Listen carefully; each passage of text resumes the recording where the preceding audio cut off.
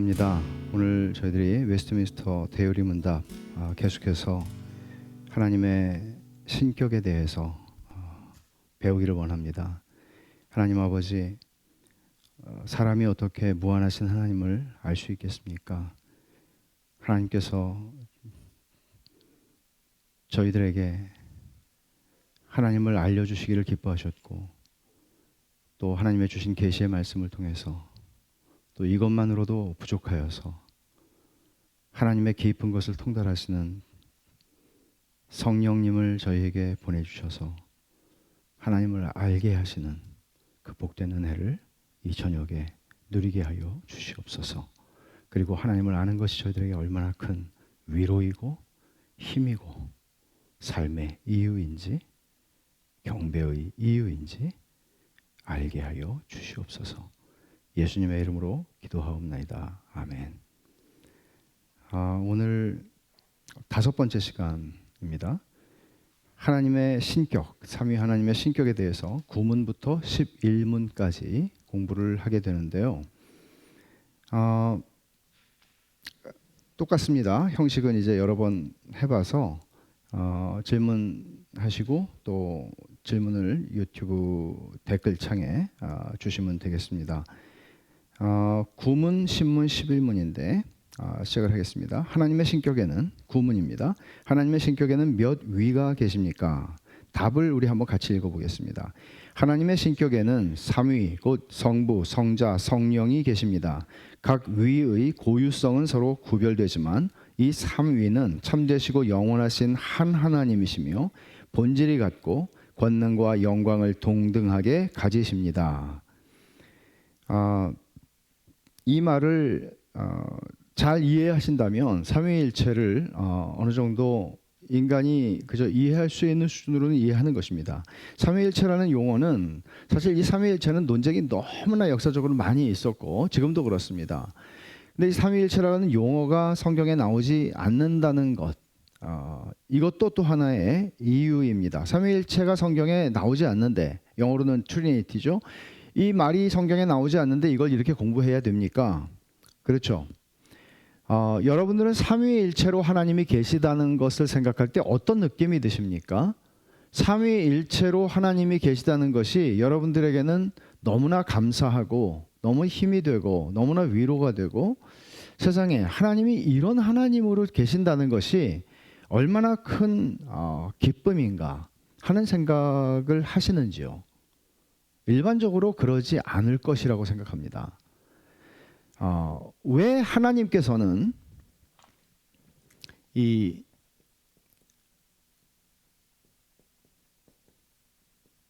삼위일체라고 하는 이 한자어죠. 보통 사람들이 그렇게 얘기하지 않습니까? 삼위일체, 이건 이해할 수 있는 게 아니야. 이해하려고 하지 마. 그냥 믿어. 그렇다면 하나님께서 우리에게 계시하신 것은, 성경을 통해서 계시하신 것은 우리의 유익을 위해서 계시하셨을 텐데 몰라도 되는 거 뭐하러 하나님께서 성경을 통해서 말씀하셨을까요?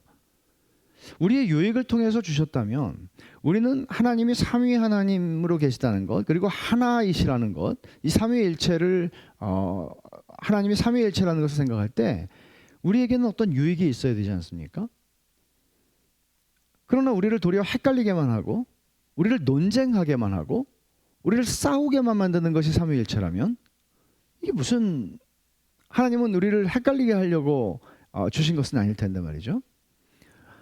오늘 우리가 배우는 것은 그저 단순한 대요리 문답에 있는 9문, 10문, 11문에서 얘기하고 있는 삼위 하나님의 신격에 대한 이해를 그냥 하고 끝나는 것이 아니라, 이게 얼마나 우리에게 큰 예배를 드릴 때, 기도를 할 때, 그리고 내 삶의 어려운 시간들을 지나갈 때 삼위 하나님으로 계시다는 것이 얼마나 우리에게 큰 힘이고 위로인가 하는 것을 우리가 좀 경험할 수 있었으면 좋겠습니다.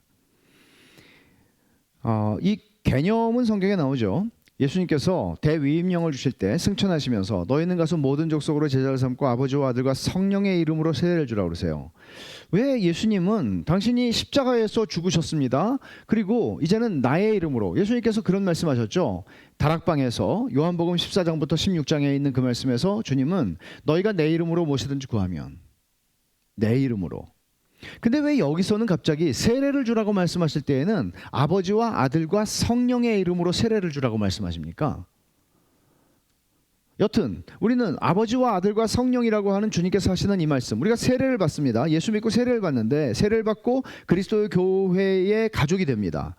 근데 이 아버지와 아들과 성령으로 세례를 받는다는 것은 왜 주님이 이렇게 말씀하셨는가? 또 하나, 고린도후서 13장 13절에 보면은 보통 목사님들이 축도를 하실 때, 저도 그 구절을 가장 많이 씁니다마는 우리 구주 예수 그리스도의 은혜와 하나님 아버지의 사랑과 성령의 교통하심이 너희 무리와 함께 있을지어다 라고 하고 고린도후서 13장으로 고린도후서가 끝나잖아요. 그 축복이죠. 그럼 왜 바울 사도는 그냥 그리스도의 평안이 너에게 있을지어다 뭐 이런 식으로 표현하지 않고 굳이 상당히 의식적인 표현인 것 같이 보이는데요, 이런 표현을 썼을까? 성부와 성자와 성령을 언급하신 것일까? 분명히 성부와 성자와 성령이 하나님이시라는 사실을 전제하고 예수님도 말씀하신 것일 것이고 바울도 그렇게 축복한 것이라고 이해를 합니다. 삼위일체 교리는 이성과 모순되는 교리라고 우리가 일반적으로 받아들이기 쉽지만 사실은 모순되는 교리가 아니고 이성을 초월하는 교리입니다.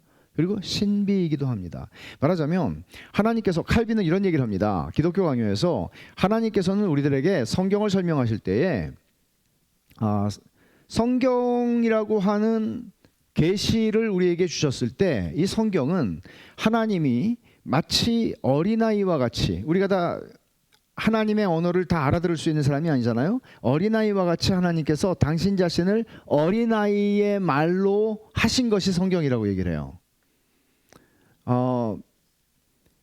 그거를 accommodation이라고 하는 말을 영어로 쓰는데 그게 뭔가 하면은 이렇게 숙박하는 거거든요. 근데 그게 적응한다는 거예요. 그러니까 우리에게 적응하는 거예요. 그래서 제가 전에도 그런 설명을 드렸지만 성경에서 하나님에 대해서 말씀하는 것들을 우리는 와, 이렇게 고차원적이고 이렇게 어렵고 이렇게 깊은 것들을 우리가 어떻게 이해해? 그렇게 말할 수도 있겠지만 하나님은 어떻게 하신 건가 하면요, 무한하시고 영원하시고 불변하시는 그 하나님께서 유한한 피조물들에게 말씀하시기 위해서 우리의 언어로 그 무한을 유한으로 담을 수 없잖아요. 언어라는 거는 유한한 것이잖아요. 근데 무한하신 당신을 인간의 유한한 언어 속에 담아서 이해할 수 있도록 주신 것이에요. 그러니까 부모들이 애들한테 아이고 잘 잤어 혀 짧은 소리를 할 거 아니에요. 애들한테 굿모닝 부모가 아이처럼 돼서 말하는 거예요. 그게 그러니까 하나님은 우리에게 이런 방식으로 말씀하신 게 성경이에요. 그러면 이런 방식으로 말씀하셨기 때문에 우리는 하나님이 이성을 주셨고 우리에게 모든 생각할 수 있게 하셨는데 이성을 통해서 성경을 이해하죠. 그러나 그것만으로 안 되는 것이죠.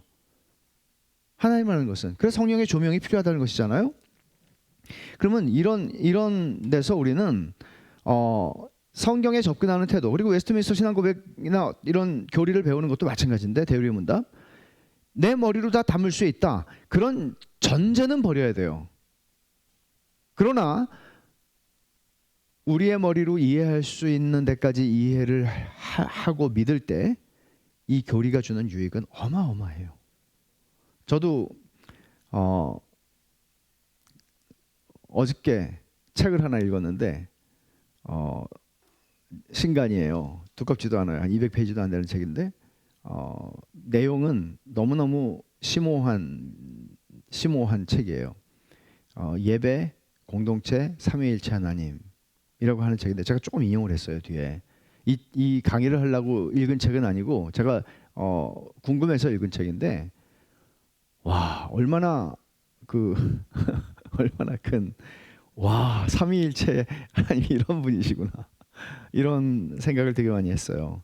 그걸 좀 여러분하고 나눌 수 있으면 참 좋겠다는 생각이 듭니다. 그 감동을. 그러니까 신비라는 것이 있는데 어떻든 신비니까 이거는 묻지 마, 이런 거는 아니란 말이에요.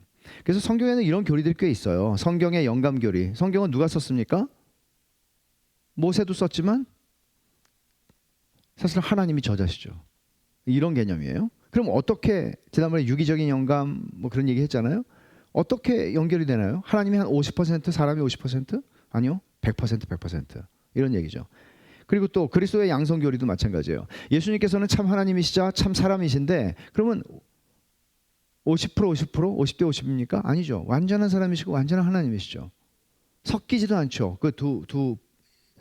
그 신성과 인성이.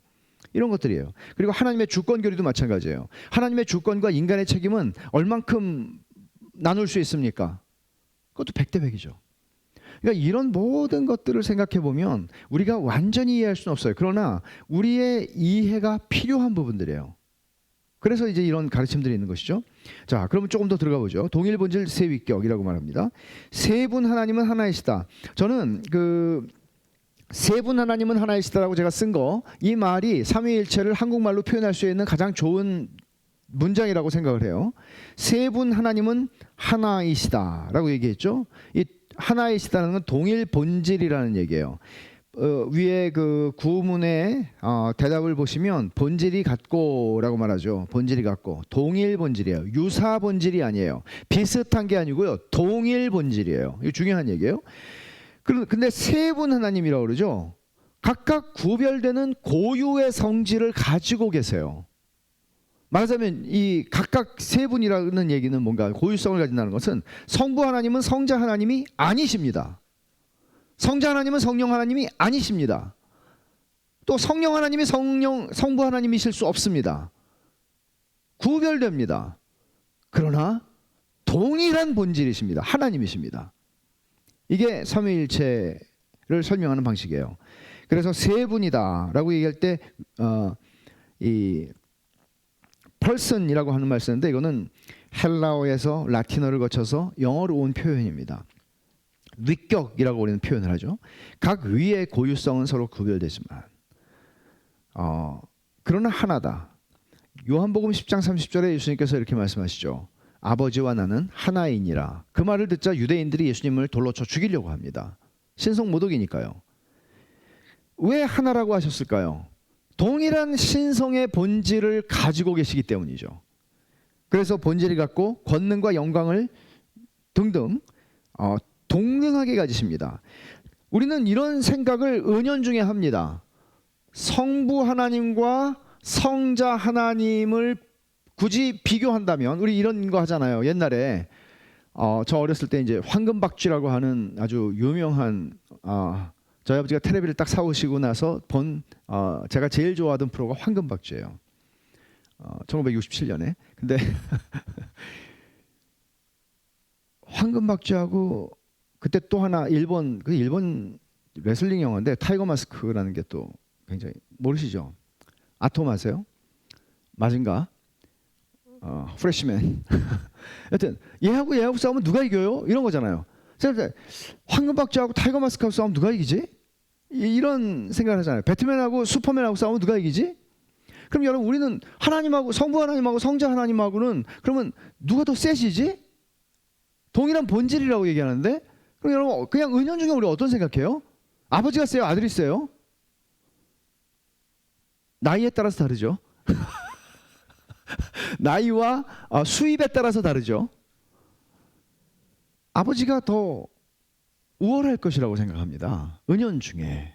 예수님께서도 그런 말씀하시잖아요. 나는 자의로 말하는 것이 아니고 내 아버지께서 하라고 하신 말씀을 한다. 내 아버지께서 하라고 하신 일을 한다. 요한복음에서 가장 반복되는 말이잖아요. 그러면 우리가 생각할 때 당연히 성부 하나님보다는 성자 하나님이 약간 아래. 그러기 때문에 3위를 얘기할 때 1위, 2위, 3위라고 표현하죠. 1위 성부 하나님, 제2위이신 성자 하나님, 그리고 제3위이신 성령 하나님 이렇게 얘기합니다. 그럼 우리는 1위, 2위, 3위가 마치 금메달까지 동메달까지 이렇게 세워놓은 거라고 생각한단 말이에요. 근데 그렇지 않습니다. 심지어 3위 하나님을 설명할 때 삼각형을 쓰는 것도 조심해야 합니다. 왜냐하면 삼각형을 쓰면은 성부 하나님, 성자 하나님, 성령 하나님이 되는데 우리는 은연중에 성부 하나님이 제일 능력과 여기 뭐라고 그랬어요? 권능과 영광을 동등하게 가지십니다. 동등하신 하나님이라는 거죠. 빌립보서 2장에서도 바울 사도는 그렇게 말하지 않습니까? 예수 그리스도께서는 신적 본질을 가지고 계시는데 성부와 동등함을 취하지 아니하시고, 동등하신데 취하지 아니하시고 자원하여 죽기까지 복종하는 자리에 오셨다고 얘기를 하는 것이죠. 그러니까 우리가 생각할 때 또 예수님께서 내가 보혜사 성령을 보내겠다. 그러면 보혜사 성령님은 예수님보다는 낮은 뭔가 심부름을 하는, 하나님, 성부 하나님은 성자 하나님을 시키시고 성자 하나님은 성령 하나님을 시키신다가 아닙니다. 이거는 전적으로 동일한 신성을 가지고 계시고 동일한 권능을 가지고 계시고 동일한 영광을 가지시는 본질이 하나이신데, 동일하신데, 이것은 당신들의 하시는 일이 다른 것입니다. 그리고 그것은 전적으로 완전한 기쁨으로 그 일을 하시는 것입니다. 이것을 그래서 비유할 때 이렇게 얘기하잖아요. 결혼을, 부부관계를 비유할 때 바울 사도도 에베소서 5장에서 뭐라고 얘기합니까? 남편들아, 아내 사랑하기를 그리스도께서 교회를 사랑하여 자기 몸을 주신같이 하라 그러잖아요. 그러면 남편들은 아내를 사랑하는 것이, 남편의 모델은 뭐예요? 성자 하나님이에요. 교회를 사랑하신 것처럼 당신 자신을 십자가에서 스스로 죽음에 내어주신 것처럼 아내를 사랑하라는 거예요. 이게 남편들에게 주신 말씀이에요. 그리스도가 그 모형이에요. 그렇다면 아내들아, 또 말하죠. 아내들아, 남편에게 복종하기를 교회가 그리스도께 복종하는 것처럼 해라. 그러면 아내들의 모델은 뭐죠? 성자 예수님이에요. 성자 예수님께서 동등하시지만, 그러니까 아내들이 남편보다 무능하거나 열등하거나 기타 등등 해서 복종하라는 거 아니에요. 예수님께서 이 땅에 오신 것은 남자만을 위한 것이 아니에요. 여자들을 동등하게 오시는 거예요. 남녀노소에 차별이 없어요. 그래서 성경에서 자유인이나 종이나 야만인이나 배운 사람이나 누군 남자나 여자나 차별이 없느니라, 복음 안에서, 그리스도 안에서. 그러나 아내들아, 복종하라. 왜? 그리스도께서 성부 하나님에게 복종하신 것처럼. 모델이에요, 이게. 그럼 여기서부터 우리는 한 가지를 생각할 수 있죠. 삼위일체 하나님으로 우리에게 하나님을 계시하신 것은 우리의 이런 면에도 적용이 되는 거구나. 그리스도를 생각함으로 아내를 사랑하는 거죠. 그리스도를 생각함으로 남편에게 복종하는 거죠. 모든 인간관계에서도 마찬가지예요. 사실은 좀 더 가보죠. 삼신론이 아니다. 삼신론, 여러분 우리가 처음 잘못 들으면 하나님은 몇 분이십니까? 그러면 여기 세 분이라고 그랬죠. Three persons. 세 분이라고 그랬죠. 세 분이라고 그러면 삼신론이지 다신론이지 이게 어떻게 일신론이냐, 유일신론이냐고. 그러나 삼신론 아닙니다. 왜 그렇습니까? 출애굽기 20장에서도 십계명을 말씀하실 때 너는 나 외에 다른 신을 두지 말라고 말씀하시죠. 다른 신은 없습니다. 여기에 근데 세 신입니까? 한 신입니까? 한 신입니다.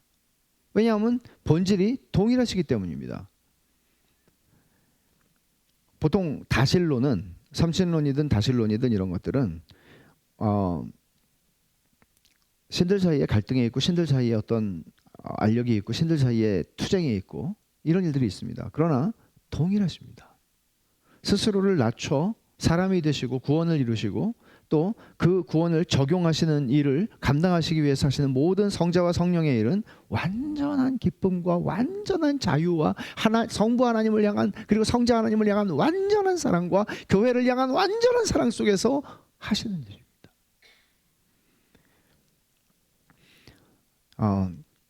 단일신론이라고 하는 것은 엄밀한 의미에서는 기독교는 일신론이지 삼신론은 아니잖아요. 일신론이에요. 그러나 단일신론이라고 말하진 않아요. 유일신론이라고 말하는데 이건 말장난같이 보이지만 왜 단일신론이 아니라고 그러냐면, 단일신론이라는 걸 주장하다가, 일신론이잖아 기독교는, 그걸 주장하다가 이단이 된 사람들이 교회 역사 속에 많거든요. 그 대표적인 게 양태론이라고 불리는 것입니다.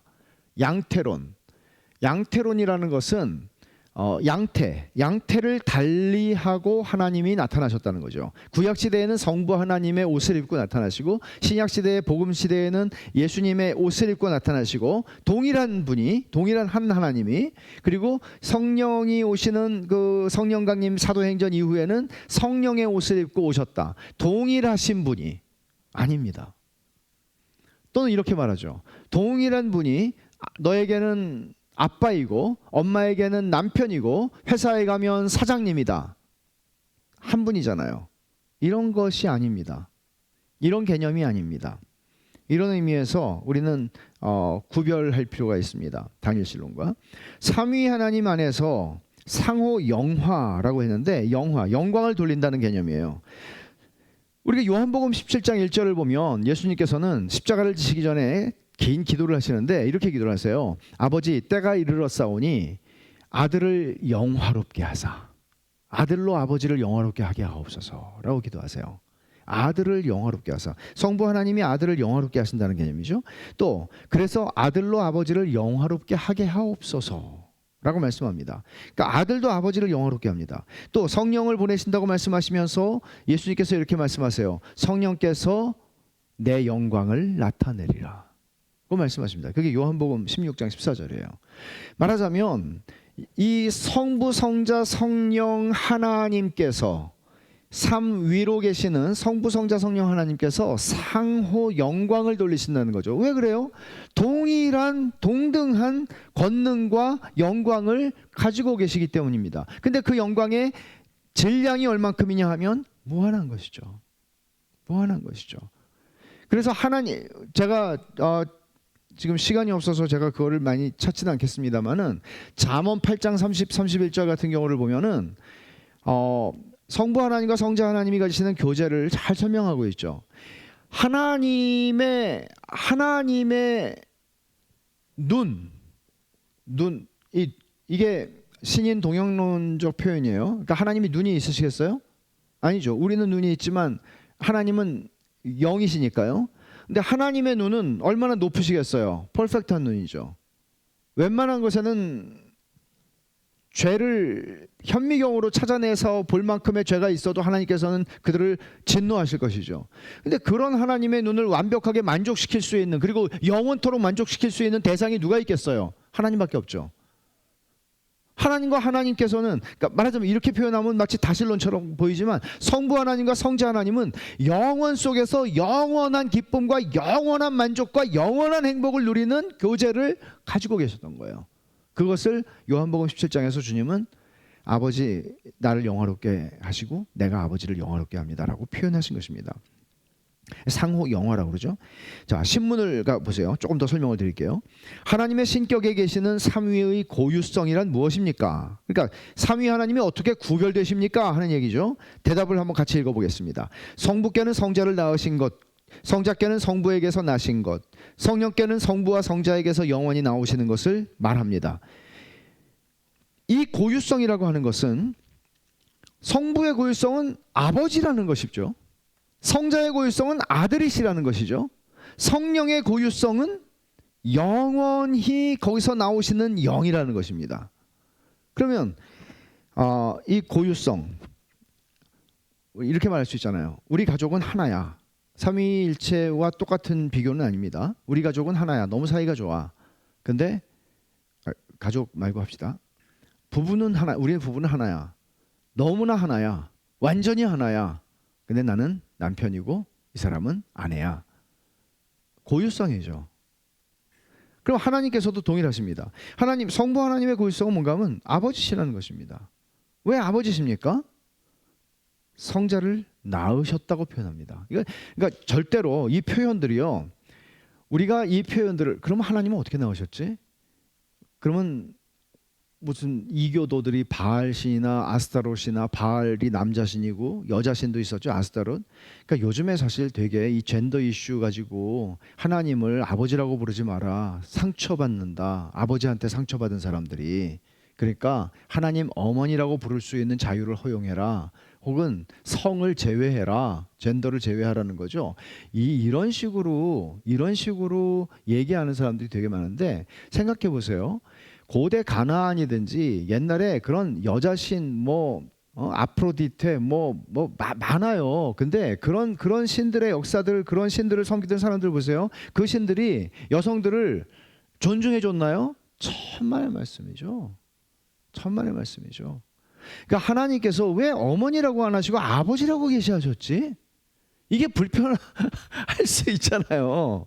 이게 어떤 사람은 어떤 책이더라? 블루 라이크 재즈라고 하는 책 쓴 사람 무슨 밀러인데 그 사람이 그런 얘기예요. 거기서 하나님이 마케팅에 실수하셨다, 실패하셨다. 아버지 때문에 상처받은 사람이 지금 전 세계에 지금 부지기수인데 어떻게 하나님 아버지라고 부르시라고 하셨지? 하나님 어머니라고 그랬으면 훨씬 더 애착이 갔을 텐데 이런 표현들을 하는 사람들도 있죠. 그러나 하나님께서 이렇게 표현을 성자를 낳으셨다. 여러분 요한복음 1장에 보면은 독생자라고 표현하잖아요. 예수님을. 이런 모든 표현들 속에서 성부가 아버지라고 하는 것을 이야기합니다. 히브리서 1장 요거 찾아보는 게 좋겠습니다. 히브리서 1장 5절입니다. 1장 5절 하나님께서 어느 때 천사 중 누구에게 너는 내 아들이라 오늘 내가 너를 낳았다 하셨으며 또다시 나는 그에게 아버지가 되고 그는 내게 아들이 되리라 하셨느냐. 지금 이거 명백하죠. 시편에 있는 말씀을 인용하고 있는 것이 분명한데요. 이거는 달리 해석할 여지가 없는 거예요. 성부 하나님과 성자 하나님의 관계를 지금 얘기하는 거예요. 그럼 어떤 천사에게도 난 그런 얘기를 한 적이 없다. 오직 아들 성자 하나님을 향해서 이렇게 얘기했다. 지금 그렇게 말씀하고 있는 것입니다. 그래서 성부 하나님의 고유성. 근데 여기 오늘날에 걸리는 사람도 있을 수 있어요. 오늘 내가 너를 낳았다. 오늘. 근데 이 오늘은 어느 오늘인가 하면요. 8절을 보시면은 아들에 관하여는 성자에 대해서 말하는 거예요. 하나님이요. 지금 누가 말하나 하면 성부 하나님이 성자 하나님을 향해 말해요. 하나님이요. 주의 보좌는 영영하며 주의 나라의 교는 공평한 교인이이다. 영영하며 그러죠. 그러니까 오늘이라고 여기 히브리서 1장 5절에서 말하고 있는 이 오늘은 사실은 영원한 오늘이에요. 그러니까 이런 거죠. 예수님이 만약에 성자 하나님이 하나님 성부 하나님께서 낳으신 어떤 낳는다라고 표현을 하면 시점이 있잖아요. 낳는 그 시간. 근데 그 시점은 영원하다고 얘기하는 거죠. 성부 하나님으로부터 영원히 낳으신 분이에요. 시점이 없어요. 그 다음에 성자의 고유성은 성부와 관련해서 나오는 거죠. 아들 되심이라고 하는 것. 성부에게서 나셨다. 그리고 성령의 고유성은 뭡니까? 요한복음 요거 찾아봅시다. 요한복음 15장 26절입니다.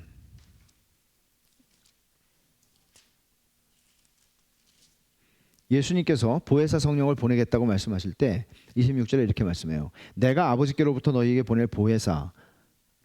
잘 들어보세요. 내가 너희에게 보낼 보혜사예요. 근데 곧 아버지께로부터 나오시는 진리의 성령이 오실 때에 그가 나를 증언하실 거죠. 성령님에 대해서는 아버지께서 낳으신이라고 표현하지 않습니다. 나오시는이라고 표현하십니다. 그렇기 때문에 성령님을 이건 사실 우리말 번역이 요즘의 신학책에서는 번역이 달리 됐는지 모르겠어요. 좀 어려운 말이죠. 발출. 나오신다는 것을 이렇게 발출이라고 표현을 했어요. 근데 이 발출이 어느 순간에 나오시는 게 아니고 영원토록 나오시는 거죠. 그러니까 시점이 있는 게 아니죠. 성자 하나님도 어느 때에 태어나신 것이 아니라 왜냐하면 하나님이시니까요. 본질이 하나님이시고 본질이 동일하신 하나님이시기 때문에 어느 시점부터 존재할 수 없는 것이죠. 그렇다면 성부와 성자의 고유성을 통해서 우리에게 가르쳐 주는 건 뭡니까? 이것은 하나님께서 아까 제가 그랬죠. 칼빈이 얘기한 대로 하나님이 우리에게 적응하셔서 말씀하신 게 이 계시의 말씀인 성경이다. 그러면 하나님은 우리가 인간관계 속에서 살아가도록 하나님 창조하셨고 아담과 하와를 창조하셨고 생육하고 번성하라고 그러셨죠. 그래서 가정이라는 게 존재하고 아버지가 존재하고 어머니가 존재하고 자식들이 나오고 다시 이어지고 그런 모든 관계 속에서 우리가 이해할 수 있는 방식으로 설명한 거죠. 근데 유익이 있어요 또. 자,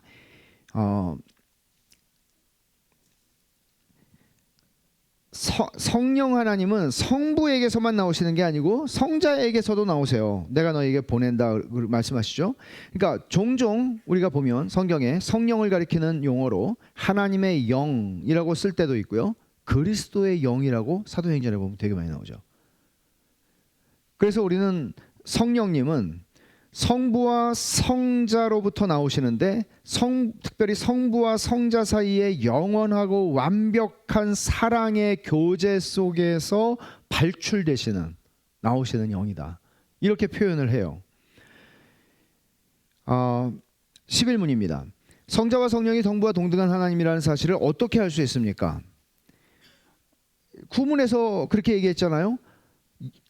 이 삼위는 참되시고 영원하신 한 하나님이시며 본질이 같고 권능과 영광을 동등하게 가진다 그랬죠. 근데 동등한 하나님인 거를 성부와 동등하다는 것, 성자와 성부가, 그리고 성령이 성부와 동등하다는 것을 어떻게 할 수 있습니까?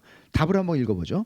성경은 오직, 같이 읽겠습니다. 성경은 오직 하나님에게만 합당한 이름과 속성과 일과 예배를 성자와 성령께도 돌림으로써 성자와 성령이 성부와 동등한 하나님이라는 것을 분명하게 나타냅니다. 자, 합당한이라는 것은 거기에 어울리는, 적합한이라는 뜻이죠. 그러면 이름이라, 하나님의 이름을 성자와 성령에게도 동일하게 쓴다는 것입니다. 요한일서 5장 20절 얼른 찾아서 한번 읽어보겠습니다.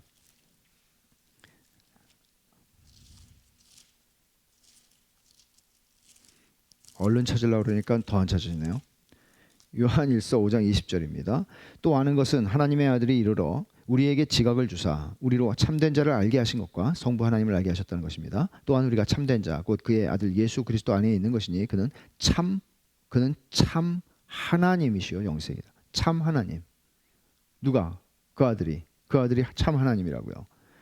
그러면 여러분, 이 예수 그리스도는 참 하나님이라고 지금 얘기를 하고 있죠. 그 다음에 성령 하나님에 대해서도 마찬가지입니다. 사도행전 5장 3, 4절 찾지 않겠습니다만은 아나니아와 삽비라가 헌금을 가지고 속이죠. 그때 베드로가 이렇게 얘기해요. 너 왜 성령을 속였어?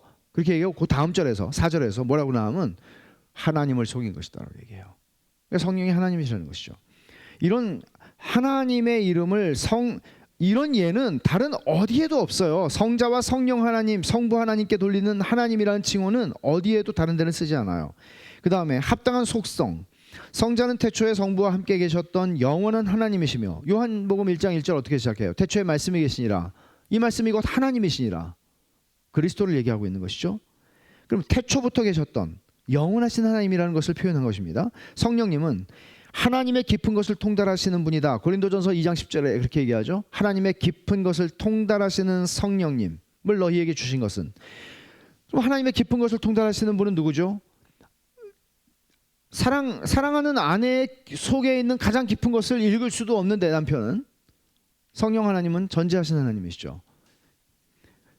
속성을 가지고 계십니다. 하나님의 속성을 가지고 계십니다. 합당한 일, 사역이란 얘기인데, 창조는 성부와 성자와 성령께서 하신 일입니다. 구원도 성부와 성자와 성령이 하신 일입니다. 그러니까 창조가 우리는 성부 하나님이 하셨다 그렇게 생각하기가 쉽지만, 실제로 말씀이 없이는 창조되지 아니한 것이 없다라고 요한복음 1장에서 말하고 있죠. 성자 하나님의 창조 사역을 얘기하죠. 그 다음에 창세기 1장 2절을 한번 찾아보시겠습니까? 이미 창세기 1장에서 나오지만, 태초에 하나님이 천지를 창조하시니라. 땅이 혼돈하고 공허하며 흑암이 깊음이 위에 있고 하나님의 영은 수면 위에 운행하시니라. 그리고 하나님이 말씀하시죠. 말씀하십니다. 말씀으로 창조하십니다. 말씀이신 하나님, 성자 하나님, 그러니까 삼위 하나님의 사역입니다. 구원도 마찬가지입니다. 성부 하나님이 작정하시고 성자 하나님께서 실행하시기 위해서 이 땅에 사람의 몸을 입고 오시고 그 이루신 십자가에서 이루신 우리의 구속을 성령 하나님을 보내셔서 중생케 하심으로써 그 일을 완성하십니다. 사실 완성한 것을 적용하신다고 표현을 해야 되겠죠. 그래서 성부 하나님의 작정하심이 있었고, 그러니까 우리는 어떻게 구원을 받은 것입니까? 그러면 언제 회심하셨어요? 그럼 이렇게 말할 수 있는 거죠. 언제 구원받으셨어요? 언제 회심하셨어요? 여러분, 성부 하나님께서 저를 작정하셨을 때 태초 이전에 저는 회심했습니다. 하나님의 것이었습니다. 언제 회심했어요? 예수님께서 십자가에서 죽으셨던 그날. 언제 회심했어요? 성령님께서 그 구속의 일을 저에게 적용해 주신 그날, 경험적으로. 그래서 이렇게 얘기할 수 있는 것이죠. 우리의 구원은 그런 것입니다.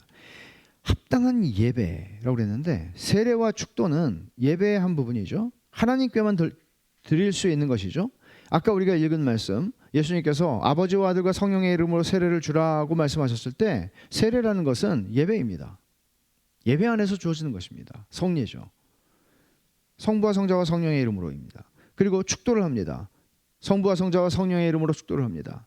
마찬가지입니다. 합당한 예배는 오직 예배를 받으실 분은 삼위 하나님 뿐이십니다. 근데 여기 하나 제가 써놓은 게 있는데 상호 내주라고 한 거예요. 상호 내주, 서로 간에 안에 내재한다. 상호 내재라고도 번역하고요. 상호 침투라고도 번역을 하더라고요. 근데 이게 그리스 말로 페리코레시스라고 하는 말인데 이게 상호 내주한다는 말이에요. 삼위일체 하나님의 세 위격들은 형언할 수 없는 교제를 통해서 서로 안에서 서로와 함께 서로를 통해 삶을 누린다. 그러니까 완벽한 펠로우십이에요. 완벽한 성부 안에 성자께서 계십니다. 이거를 요한복음 17장에서 주님 그러셨죠. 아버지, 내가 아버지 안에 있는 것 같이, 내가 아버지 안에 있고 아버지가 내 안에 계신 것 같이, 그렇게 말씀하시잖아요. 성자가 성부 안에 계시고 성부가 성자 안에 계십니다. 그리고 성령도 마찬가지입니다. 이거를 상호 내주라고 하는 말로 이해를 합니다. 그러니까 우리는 예를 들어서 여러분들이 여러분 안에 예수 믿는 사람 안에 성령의 내주하심이 있다 하는 말을 합니다. 거듭난 사람 안에는 성령님이 계시죠. 근데 그 성령님이 계시다는 것은 어떤 의미입니까? 삼위 하나님이 계신 것입니다. 우리는 성부 하나님께 기도합니다. 엄밀히 말하면 이런 거죠. 성부 하나님께 기도하는데 그리스도를 통해서 나아가죠. 그리고 성령의 능력을, 성령의 도우심을 입어서 나아가는 것이죠. 기도라고 하는 것 하나를 생각을 해봐도요, 우리는 삼위 하나님과의 교제 속으로 들어가는 것입니다. 근데 그 교제는 어떤 교제라고요? 완벽한 교제죠. 어떤 트러블도 없는, 어떤 갈등도 없는, 세상에서 경험해보지 못한, 정말 세상에서 내가 누군가를 만났을 때 너무너무 말이 잘 통하고 말하지 않아도 거의 다 이 얘기 말하지 않아도 통할 수 있을 만큼 침묵으로도 말할 수 있는, 아세요? 노래 가사입니다. 송창식의, 아니 이거가 원래 서정주 시인의 시가 아닌가요? 모르겠습니다. 침묵으로도 말할 수 있는, 제가 연애할 때 불러줬는데 외워가지고 그렇게 행복한 존재를 우리는 이 세상에서 만나지 못합니다. 그리고 평생을 사는 동안 계속 그러지 않습니다. 그런 존재는 없습니다. 왜냐하면 우리가 문제가 있고 상대방도 흠이 많기 때문입니다. 근데 하나님이 성부, 성자, 성령 하나님께서 영원 속에서 함께 펠로우십 가운데 계시는 거죠. 교제 가운데 계시는 것이죠. 완전히 행복한 교제 가운데. 그리고 우리를, 그래서 이렇게 말해요. 하나님은 영원토록 공동체로 존재하신다. 들어보셨어요? 하나님은 영원토록 공동체로 존재하신다. 그리고 그 하나님은 공동체를 창조하셨다. 아담을 지으시고 독청하는 것이 혼자 있는 게 좋지 않다. 그리고는 여자를 지어주시죠. 그들을 공동체로 창조하셨습니다. 실제로 그것은 계획된 일이었죠. 왜냐하면 창세기 1장 26절에 말씀하시잖아요. 생육하고 번성하라. 아담 혼자 생육할 수 없죠. 하나님은 공동체를 창조하셨습니다. 인류를 창조하셨습니다. 그리고 죄를 범하고 그들이 하나님을 떠났을 때 예수 그리스도를 이 땅에 보내셔서 그 공동체를 새로 창조하십니다. 그게 교회입니다. 그래서 오늘 이 말씀을 적용을 한다면 몇 가지 교훈을 정리하죠. 창조와 구원은 삼위 하나님의 사역입니다. 우리는 이것을 깊이 생각할 필요가 있어요. 이렇게 복잡하게 생각하세요. 그냥 하나님이 날 구원하셨다, 하나님이 창조하셨다, 그러면 되지 왜 복잡하게 생각하세요? 아니요. 여러분들이 앞으로 우리의 구원, 하나님이 우리를 위해서 이루신 구원에 대해서 더 공부를 하고 알아갈 때에 이게 이렇게 나에게 복된 것이구나 하는 것을 배우시게 될 것입니다. 창조와 구원은 삼위 하나님의 사역입니다. 둘째, 삼위 하나님은 완전한 공동체로 존재하신다는 것입니다. 조금 아까 제가 얘기했죠. 세 번째, 예배와 기도는 성령을 통해 성부와 성육신하신 성자의 교제 안으로 참여하게 하는 선물이다. 이 말을 잘 보세요. 이게 제임스 토런스라고 하는 제가 지난 그저께 읽은 책인데 책에서 나온 말이에요. 예배와 기도는 이 말이 계속 반복돼요. 예배와 기도는 성령을 통해 성부와 그냥 성자가 아니에요. 성부와 성육신하신 성자. 성육신하셨다는 것은 뭔가 하면 우리와 같은 몸을 입고 이 땅에 오셨다는 것이죠. 그러면 성부와 성육신하신 성자가 교제를 하신다면 영원토록 영으로 계실 때 성육신하기 전에 영원히 교제하시던 성부와 성자의 교제가 성육신하신 그리스도와도 여전히 영원토록 깊은 교제를 하고 있다면 우리들에겐 희망이 있는 거죠. 우리가 그 교제 속에 들어갈 수 있는 자리가 있다는 거잖아요. 몸을 입으신 예수님께서 그 교제를 성부 하나님과 성령 안에서 누리고 계세요. 영원토록.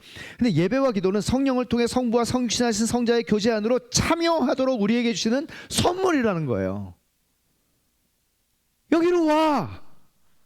이 세상에 고달프고 이 세상에 나그네 같은 이 여정 속에서 내게로 와라. 예배란, 공예배라는 것은 성령을 통하여 성부 하나님과 성육신하신 성자 하나님이 나누시는 영원토록 완벽하고 완전한 행복을 만들어내는 그 교제 속으로 우리를 들어오라고 초대하시는 선물이라. 이게 예배예요. 예배에 대해서 제가 나중에 길따름이 다 다음번에 예배에 대한 것을 다룰 건데요. 주제를. 그때 좀 더 얘기할 수 있을 것 같아요. 그럼 적용을 한번 생각해 보세요. 삼위 하나님의 하나 되심을 반영하는 공동체가 되라는 것입니다.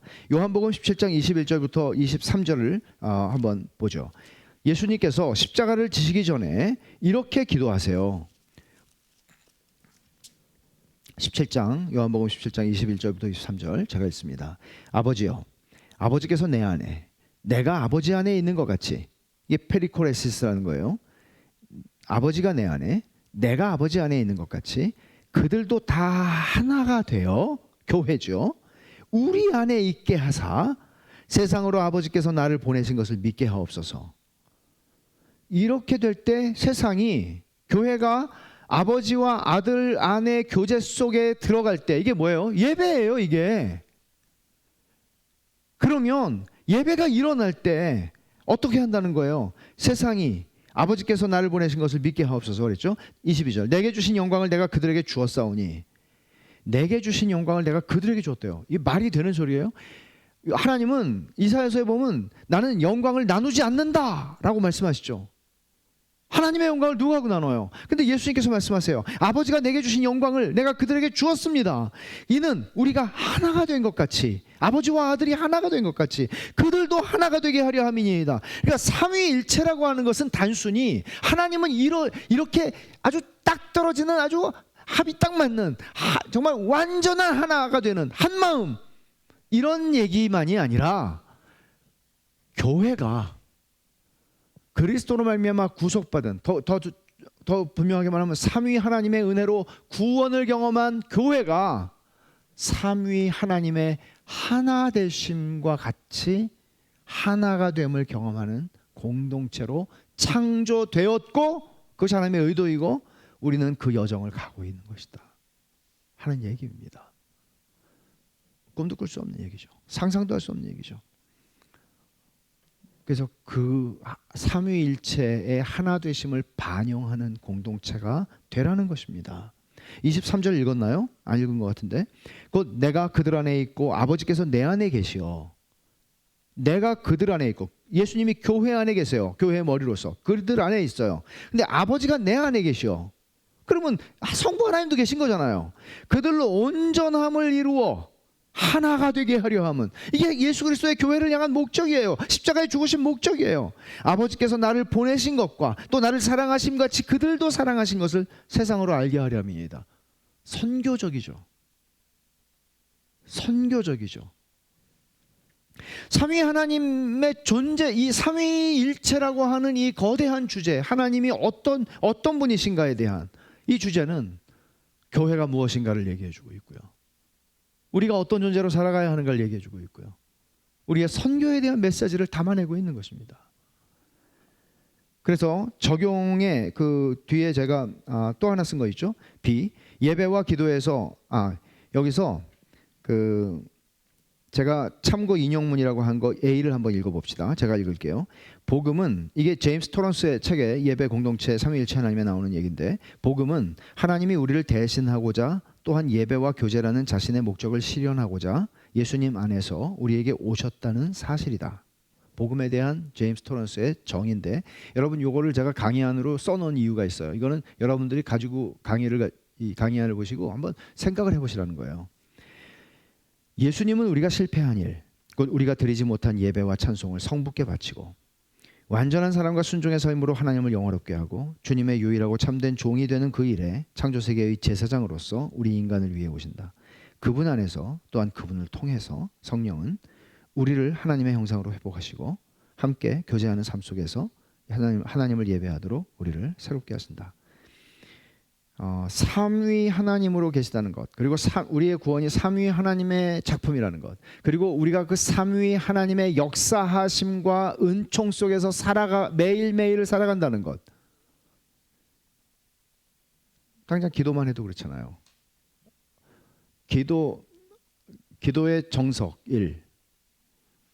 이렇게 기도하라가 아니고 뭘 기도해야 될지 모르겠다.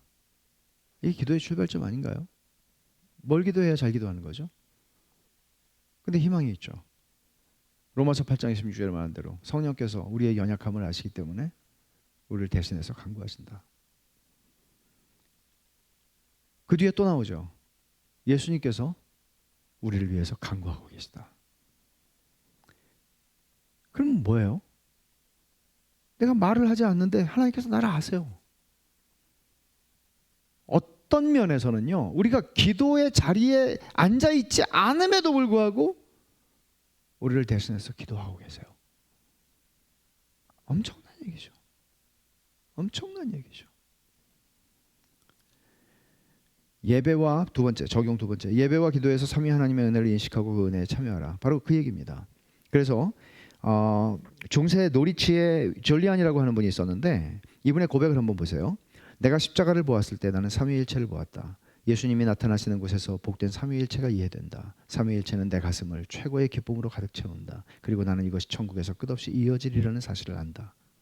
저는 이런 것을 우리가 노리치의 줄리안이 고백하는 것과 같은 것을 우리가 더 풍성하게, 그냥 예수 믿으면 구원받아, 예수 믿었어, 이런 수준이 아니고요, 깊은 자리로, 그리고 그 하나님을 즐거워하고 삼위 하나님의 은혜를 누릴 수 있는 그 고유성을 가지고 우리에게 말씀하시는 그 하나님의 역사를 경험하는 좀 그런 자리에서 우리가 신앙생활 했으면 좋겠다 하는 생각을 합니다. 혹시 질문이 있으시면 질문을 해주셔도 되겠습니다.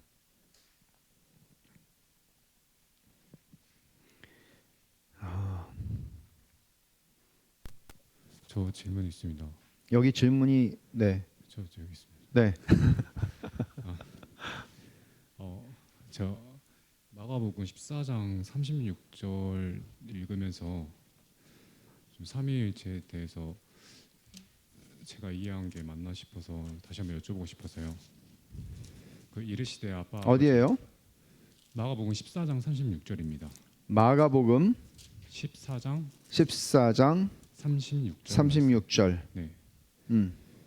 여기서 예수님께서 이 잔을 내게서 옮기시옵시고 그러나 나의 원대로 마옵시고 아버지 원대로 하옵소서라고 말씀하시는데 저는 이게 예수님 마음이 따로 있고 하나님 마음이 따로 존재하지만 그 완전한 순종함으로써 본질이 같아지는 건가라고 그때 이해를 했었는데, 그래서 그 마음이 다른다는 게 아까 구문에서 배운 가귀의 고유성 서로 구별되며라는 이 뜻인가 싶어서 정리가 좀 안 돼서 다시 한번 여쭤보고 싶습니다. 이거는 신성의 동일성, 본질이 동일하시다 하는 것을 말해주는 것이라기보다는 예수님께서 그 사역을 지금 십자가를 앞에 두고 있잖아요. 근데 여기서는 지금 이거를 어떤 사람들은 예수님의 인성 때문에 그렇다 이렇게 설명하는 분들이 계세요. 왜냐하면 죽음을 앞두고 있으니까. 십자가의 죽음을 기꺼이 받아들일 수 있는 인간이 누가 있겠어요? 세상에 그것보다 더 비참하고 그것보다 더 수치스러운 죽음이 어디 있어요? 다 두렵죠. 예수님의 인성이 그러셨겠죠, 당연히. 사람이셨으니까. 그러나 사실은 이것은 그런 차원으로 설명할 수 있는 것은 아닙니다. 여기서는 이제 그러면 하나님의 뜻하고 아들의 뜻하고는 달랐잖아, 이렇게 얘기하는 것이죠. 근데 여기서 예수님께서 말씀하시는 것은, 핵심은 이거예요. 예수님과 성자 하나님과 성부 하나님의 관계는 완전한 기쁨과 완전한 영광을 서로에게 돌리는 관계잖아요. 조금의 흠도 없는. 근데 지금 예수님이 어느 자리로 들어가셔야 한다는 것을 알고 계시죠. 그 자리는 뭔가 하면 하나님에게서 저주를 받아 끊어지는 자리예요. 십자가는 단순히 고통스러운 이런 게 아니에요. 그래서 마틴 루터는 예수님의 십자가의 죽음 앞에 이 기도를 하시는 모습을 보면서, 마틴 루터는 되게 멋있는 말을 했는데 되게 잘 표현한 말이에요. 이 세상에서 죽음을 이렇게 두려워했던 사나이는 없었다. 우린 죽음이 뭔지 몰라요. 죽음의 진정한 의미가 뭔지 몰라요. 우리는 아무도 경험해보지 않았어요. 예수님 당연히 경험하지 않으셨죠. 그러나 그 죽음이 하나님으로부터 저주를 받아 끊어지는 것이라는 것, 영원히 한 번도 그런 적이 없었죠. 동일한 하나님이셨고요.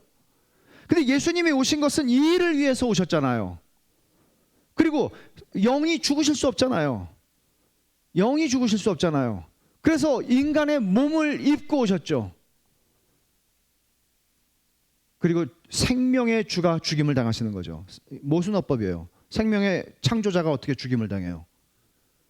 여기서 얘기하는 것은 사실은 하나님이시기 때문에 그 죽음을 하셨고, 그것이 어떤 자리인지를 아셨고, 그러기에 성자 하나님께서 성부 하나님을 너무나 사랑하셨기 때문에 성부 하나님에게서 끊어지는 것을 기뻐하실 수 없는 것이죠.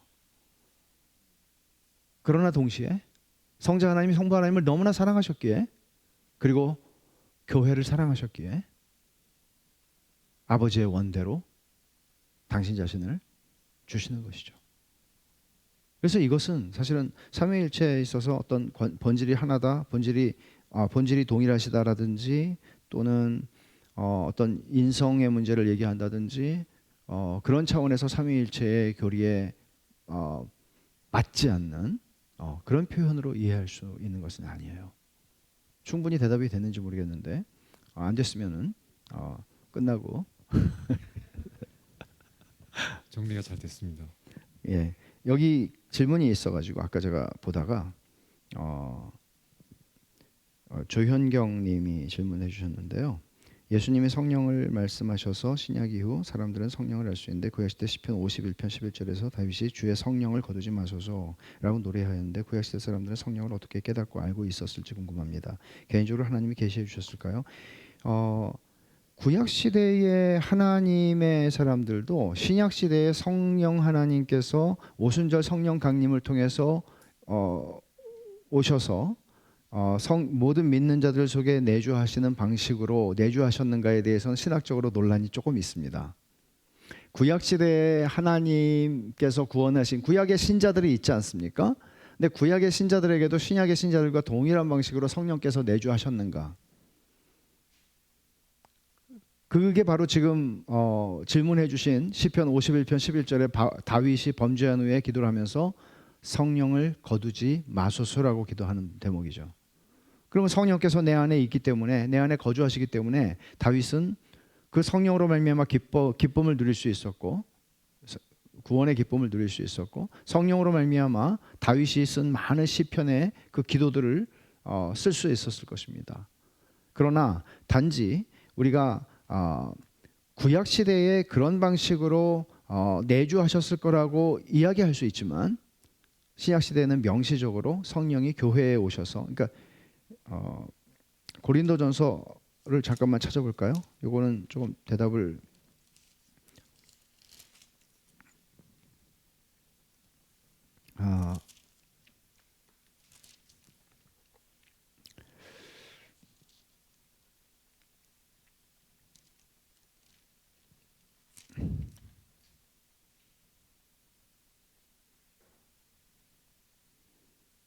이거 나중에 제가 말씀드릴게요. 이거는 구약 시대에도 동일하게 성령께서 그들 가운데 물론 구약 시대에 이런 강조점은 차이가 있어요. 대별시키는 것은 구약 시대에는 어떤 사역을 위해서 예를 들어 사울 같은 경우에 성령이 오셨다가 성령이 떠나셨다, 하나님의 영이 떠나셨다는 표현들 있잖아요. 그러니까 이제 이런 것들이 그들의 구원과 관련해서 역사하신 것보다는 그들의 어떤 일과 관련해서 성령이 임하면 어떤 사람들이 막 예언을 하잖아요. 성령이 임하면 힘이 나오잖아요. 능력을 발휘하잖아요. 이런 식으로 역사하고 또 성령을 통해서 선지자들이 하나님의 말씀을 받아서 말하고 구약의 선지자들이 성경을 썼고 그러나 다윗이 얘기하고 있는 이 내주하심의 일 이것에 대해서는 저는 구약 시대의 성도들에게도 성령이 내주하셨다고 봅니다. 왜냐하면 그렇지 않으면 어떻게 그들 안에 하나님을 향한 예배와 찬양과 믿음의 고백과 제사 속에서 그들이 어떤 방식으로 반응할 수 있었겠습니까? 우리가 지금 얘기하는 것이 하나님이 우리에게 주시는 믿음을 주시지 않으면 우리는 믿을 수 없는 존재들인데 그런 의미에서 구약 시대에 이런 구별을 하는 것은 조금 위험한 부분이라고 봐요. 지금 질문하신 것에 대한 대답을 드렸고요. 예. 오늘도 짧게는 못했는데 하지만 1시간 또 혹시 질문이 있으신가요?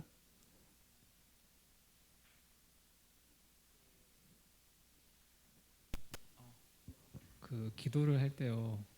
저 같은 경우는 보통 하나님 아버지 이렇게 기도하다가 또 예수님 기도하다가 이러거든요. 근데 성령님한테 기도한다는 느낌 그렇지는 않아요. 중요한 질문 같지는 않지만 기도할 때 대상을 누구로 생각하고 기도를 하는 예수님께서 가르쳐 주신 거는 이거죠. 정석은 하늘에 계신 우리 아버지께 기도를 하잖아요. 근데 성경에 보면은 사실 주 예수여 오시옵소서 이건 예수님을 향한 기도잖아요. 그리고 성령님을 향해서도 그런 표현들이 나와요. 엄밀하게 말하면 성부와 성자와 성령 하나님께 우리 기도할 수 있습니다. 그거 틀리지 않습니다. 그러나 기도의 원리로 생각을 한다면 예수님께서 말씀하신 대로 성부 하나님께 기도를 하는데 예수 그리스도를 통해서만 할 수 있잖아요. 우리가 어떻게 하나님한테 아버지라고 부를 수 있습니까? 예수 그리스도를 통하지 않고서. 그러니까 예수 그리스도의 이름으로 기도한다는 것에서 우리는 그것을 발견합니다. 그러나 성령께서 나를 주장하시지 않는다면 우리의 기도의 모든 말들은 다 헛된 말들이 되지 않을까요? 성령께서 우리의 마음을 여시고 우리의 입술을 주장하시고 방언한다 뭐 이런 얘기가 아닙니다. 우리가 정말 온전한 정신을 가지고 하나님 앞에 기도할 때에도 성령께서 나의 기도를 도우셔서 내 연약함을 도우셔서 기도하게 하시는 것. 그러니까 말하자면 우리는 그러니까 이렇게 기도를 한다면 기도를 이렇게 이해한다면 내가 기도를 아무리 많이 해도 교만해질 수는 없는 것이잖아요. 근데 일반적으로 우리는 기도 많이 하는 분들의 교만을 이렇게 좀 떠올릴 수가 있잖아요. 그럴 수가 없는 것이죠. 예배도 그렇고 모든 것들이 그래요. 그래서 윤 집사님은 예수님께도 기도하시고 성령님께도 기도할 수 있습니다. 그러나 이 태도를 놓치지 않는 것, 이 원리를 놓치지 않는 것은 굉장히 중요합니다. 이거는 우리가 실제적으로 경험적으로 더 많이 얘기들을 했으면 좋겠어요. 이 교리 강좌 시간에 하는 건 아니지만 그런 이야기들을 우리가 더 많이 우리의 경험들을 나누는 것도 되게 중요할 것 같아요. 그리고 원리를 자꾸 적용하는 것이죠. 그럼 오늘은 이 교리 웨스트민스터 5강 마치고요. 우리 잠깐 같이 기도하는 시간을 좀 가졌으면 좋겠습니다.